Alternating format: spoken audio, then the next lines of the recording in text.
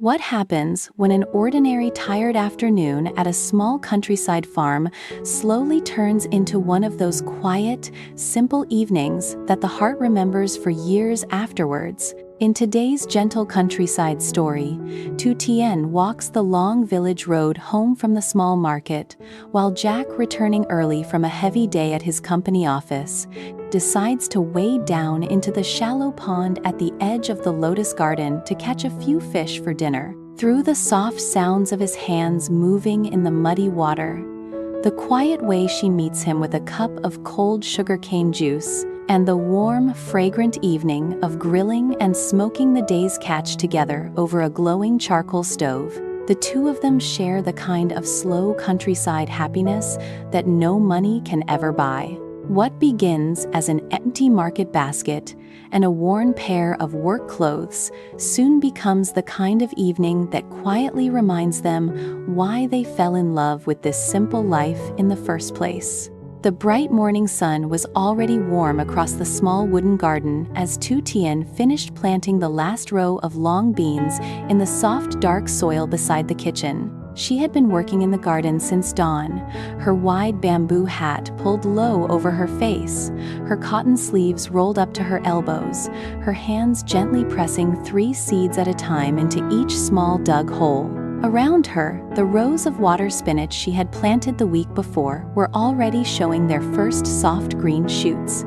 The fence beside the garden was lined with low-blooming wildflowers. In the distance, the soft rustle of the lotus leaves on the pond moved gently in the morning breeze.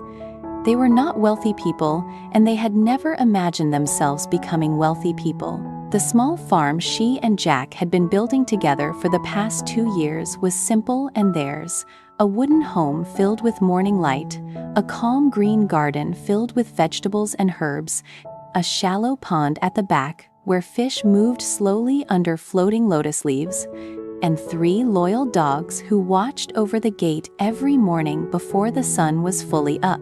She stood up slowly, dusted her hands on her trousers, and looked out across the long, quiet road that led toward the next village. "The market today," she said softly to herself. "Let's see what we can find." By the time she reached the small countryside market on the edge of the next village, the morning sun was already climbing high in the sky.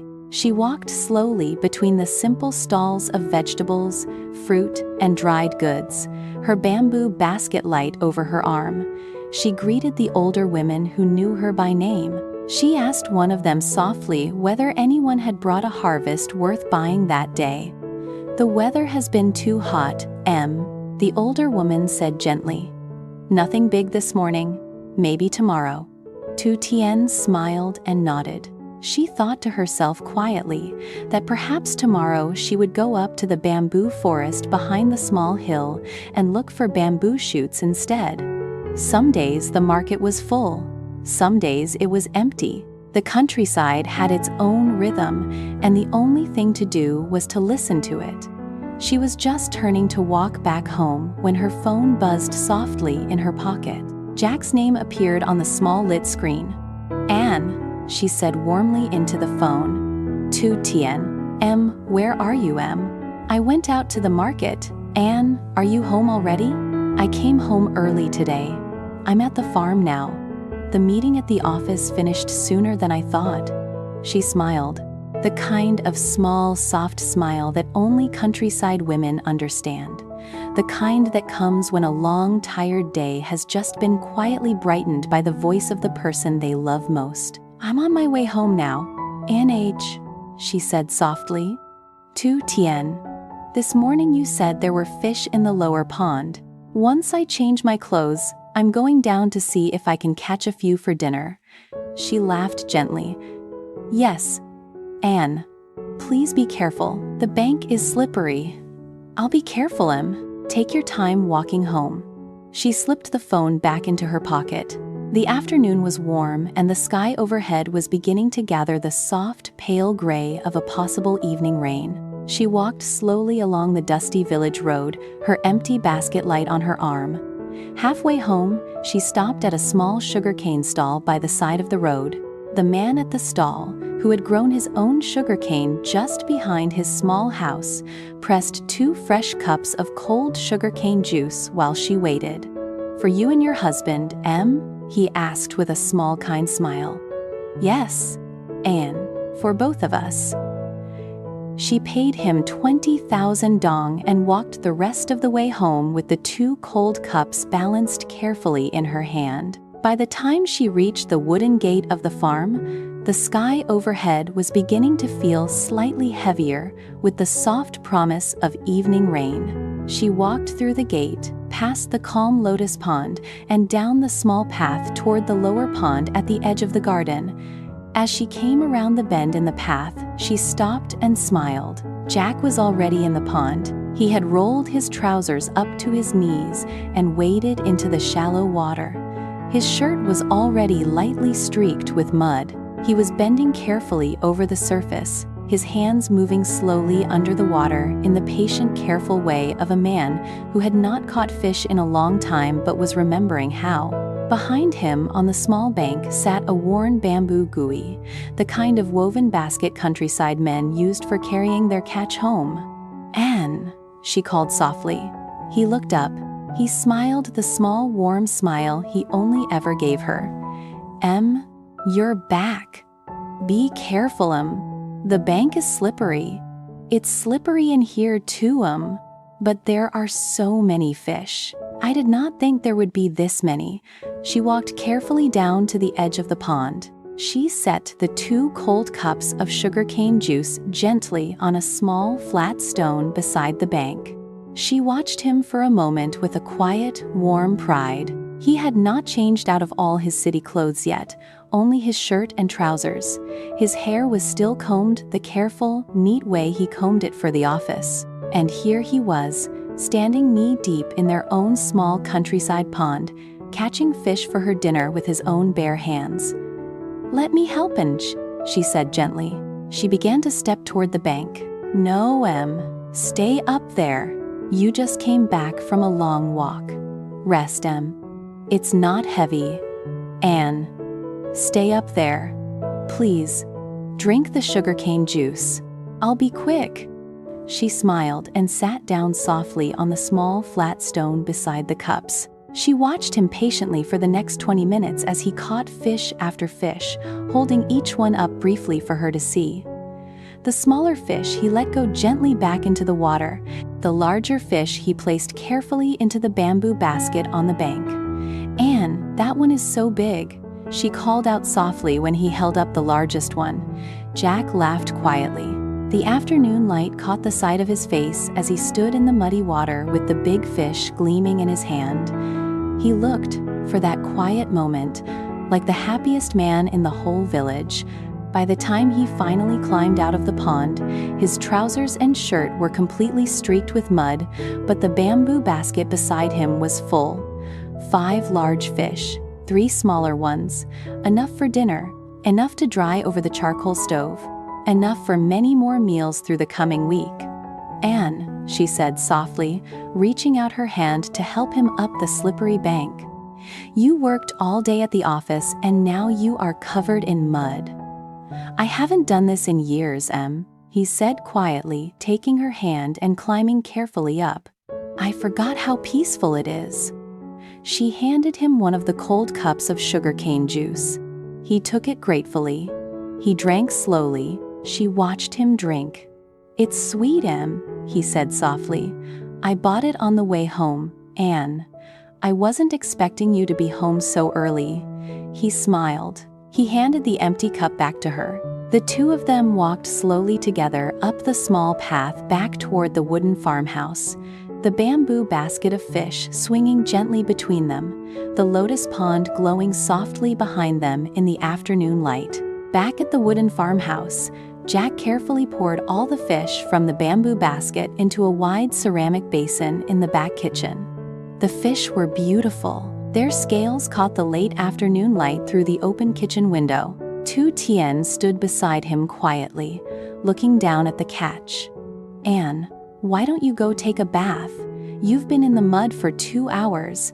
Let me clean the fish." "I'll clean them, Em. You've been on your feet all day. Just sit and rest. Anne, Tu Tien, sit, please. She smiled and nodded softly. She sat down on the small wooden stool by the kitchen door.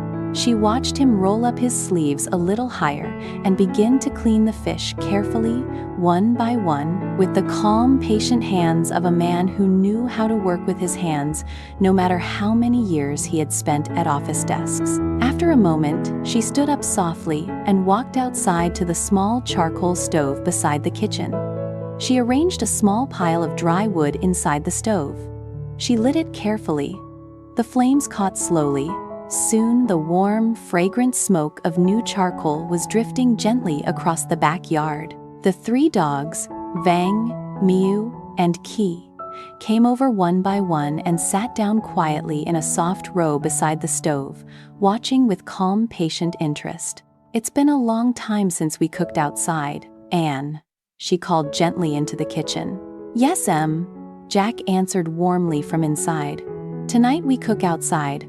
Half an hour later, Jack came out of the kitchen carrying the wide ceramic basin of cleaned fish. Tu Tien had already prepared the special seasoning mix that they had learned from a kind older woman in the village years ago. She set it carefully on the small wooden table beside the stove. Garlic, shallots, crushed lemongrass, dried mac ken pepper, a small handful of fragrant northern hill herbs. The kind of seasoning the Highland people had used for generations to smoke fish over slow charcoal fires. "Mac ken, Jack said quietly, lifting the small jar to his nose. "It always smells like the Highlands." "Yes, Anne," she replied softly. "Tonight we eat Highland food." He smiled warmly. He picked up the largest fish, the one he had been most proud of catching, and they began to season it together for the grill. They worked side by side in the calm rhythm of two people who had been cooking together for many years. He rubbed the seasoning gently along the fish's body. She brushed the fragrant herbs into the small cuts along the back. The fragrant smoke from the charcoal stove drifted softly around them. The three dogs watched calmly from their soft row beside the fire. By the time the largest fish was placed gently on the grill above the glowing red charcoal, the late afternoon had quietly softened into the warm gold of approaching evening. The wooden farmhouse glowed softly in the warm light. The lotus pond reflected the slow drifting clouds above. The small wooden table beside the stove was now filled with bowls of fresh herbs from the garden. Sliced cucumbers, soft rice noodles, Tu Tien had quickly blanched in the kitchen, and a small bowl of sweet sour dipping sauce she had mixed carefully from the recipe Jack had once praised softly months ago. When Jack finally returned from his bath, freshly washed and wearing a clean cotton shirt, the smell of the grilling fish was already drifting beautifully across the entire yard. He said softly, sitting down across from her at the small outdoor wooden table. "The whole farm smells like the Highlands tonight." She smiled. She picked up a soft round of rice paper she had been carefully soaking in a bowl of warm water.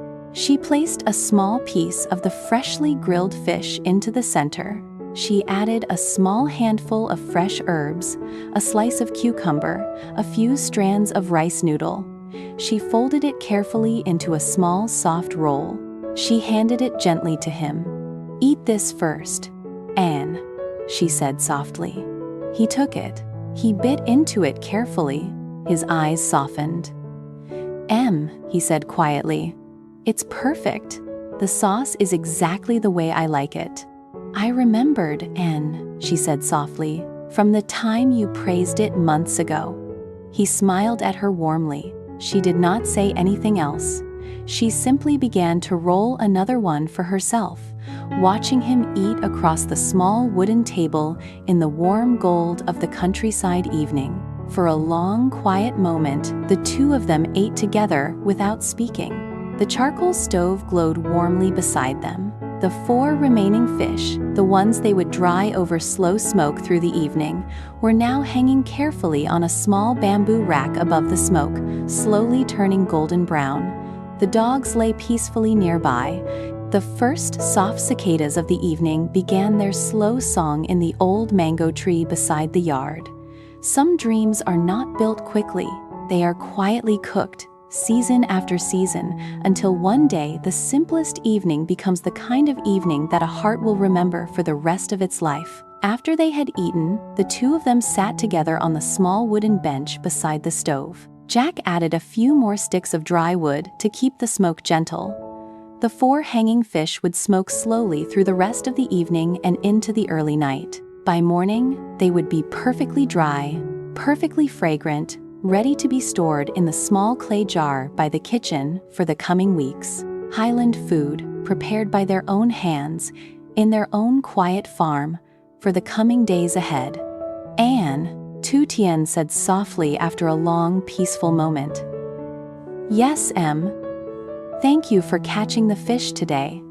He smiled gently. He reached over and took her hand. "Thank you for the sugarcane juice, Em. Thank you for coming home early. Thank you for waiting for me, Tu Tien." She rested her head softly against his shoulder. The sun had now begun to set fully behind the wide rice fields beyond the gate. The pale clouds overhead were turning slowly pink and gold. A faint warm breeze moved gently across the backyard. The charcoal stove glowed steady. The 4 golden fish hung peacefully above the slow smoke. The 3 dogs slept softly nearby, but deep in her heart, Tu Tien understood that this small, ordinary evening, this simple catch of fish, this quiet bowl of herbs and noodles eaten together at a small wooden table, represented far more than just a shared meal. Every soft moment they had built together over the past 2 years carried the weight of a love that had grown slowly through hardship, patience, and quiet sacrifice. Every fish hanging gently over the slow smoke reminded her of the long days they had worked together, never imagining that one day this small farm would feel exactly the way it felt tonight. The cicadas in the old mango tree grew softer. The first pale stars began to appear above the wide rice fields. Tu Tien rested gently against Jack's shoulder. He held her hand quietly in the warm, fading gold of the countryside evening. Tomorrow, she would go up to the bamboo forest to look for bamboo shoots. Tomorrow, Jack would return to the office to continue the new project. Tomorrow, the small, ordinary rhythm of their countryside life would begin again. But tonight, beside the slow, glowing charcoal stove, beneath the soft, warm sky, in the quiet, shared silence of a simple wooden farmhouse, the two of them already knew, without saying it out loud, that this was exactly the life they had always wanted. And it was already here, quietly, softly, completely. The smoke from the charcoal stove drifted gently up into the warm evening sky. The 4 golden fish hung peacefully above the slow fire, and somewhere in the warm, soft heart of the countryside night, the simple sound of 2 people sitting together by a small charcoal stove was, for both of them, the most beautiful sound in the entire world.